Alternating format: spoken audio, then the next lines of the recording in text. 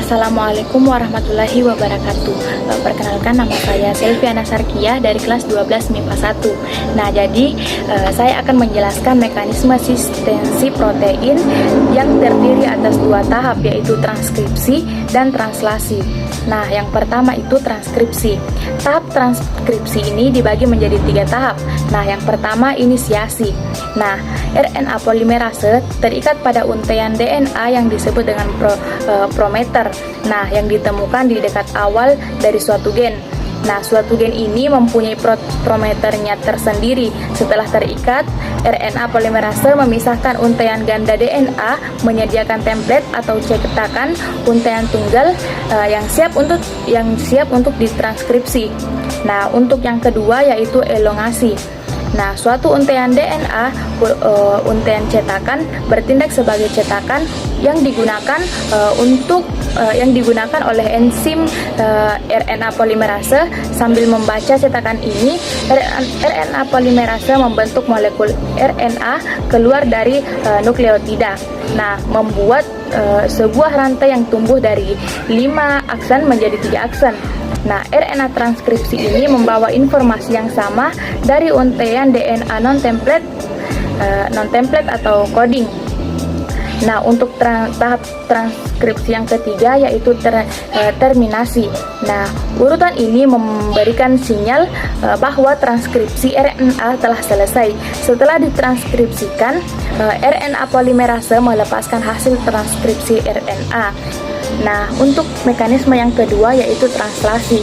Nah, mekanisme ini meliputi 3 tahap, yaitu inisiasi translasi yang pertama. Nah, inisiasi ini diawali dengan menempelnya ribosom subunit kecil pada mRNA. Nah, pada ribosom ini terdapat 3 ruang, yaitu E, P, dan A. Ribosom subunit kecil akan menempel pada mRNA dengan bagian P tepat pada kodon star atau AUG dari mRNA. Nah, kemudian datang tRNA yang memiliki antikodon UAC yang akan berpasangan dengan kodon UAG pada mRNA. Nah, tRNA ini membawa serta asam amino metionin yang berupa asam amino pertama untuk translasi. Nah, berikutnya akan datang ribosom subunit besar yang menyatu dengan ribosom kecil tadi sehingga membentuk kompleks ribosom aktif yang dapat bekerja menghasilkan protein. Nah, subunit yang telah menyatu tadi akan menempel pada tRNA tepat di ruang P pada ribosom yang aktif tersebut. Nah, yang kedua yaitu tahap yang kedua yaitu elongasi translasi. Nah, elongasi translasi ini merupakan proses penambahan asam amino baru terhadap rantaian asam amino yang telah ada sebelumnya terbentuk. Nah, ini diawali dengan datangnya tRNA yang memiliki antikodon yang bersesuaian dengan kodon dalam ruangan A ribosom.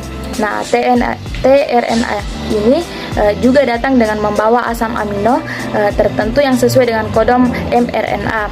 Nah, pada tRNA akan masuk ruang A, kemudian asam amino yang telah sebelumnya terbentuk di ruang P akan disambungkan atau diikat dengan asam amino pada tRNA yang baru datang di ruang A. Nah, hal ini menyebabkan tRNA dalam ruang P kehilangan asam amino, sedangkan dalam ruang A asam aminonya semakin panjang. Setelah itu, ribosom akan bergeser menuju kodon berikutnya sehingga tRNA yang tadinya berada di dalam ruangan P berpindah menuju ke ruangan E dan tRNA dalam ruangan A berpindah menuju ruangan P. Nah, tRNA yang telah kehilangan asam amino tadi dan sekarang berada di ruangan P akan dikeluarkan dari kompleks ribosom. Nah, ruangan A yang telah kosong memungkinkan datangnya tRNA baru yang bersesuaian dengan kodon dalam ruang tersebut.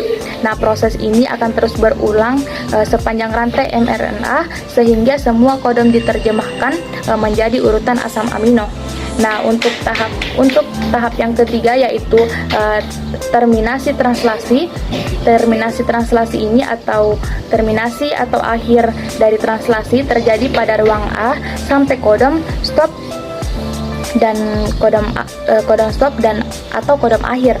Kodon ini tidak akan memanggil tRNA tertentu, tapi akan mengaktifkan faktor pelepas dari pelepas yang menyebabkan ditambahnya molekul air pada rantai asam amino yang telah terbentuk.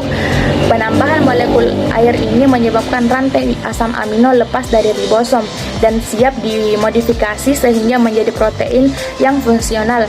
Setelah itu, kompleks ribosom atau mRNA akan terpisah dan proses translasi berakhir.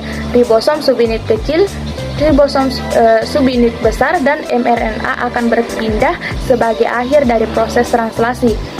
mRNA tersebut dapat mengalami translasi berulang kali oleh banyak ribosom yang berbeda.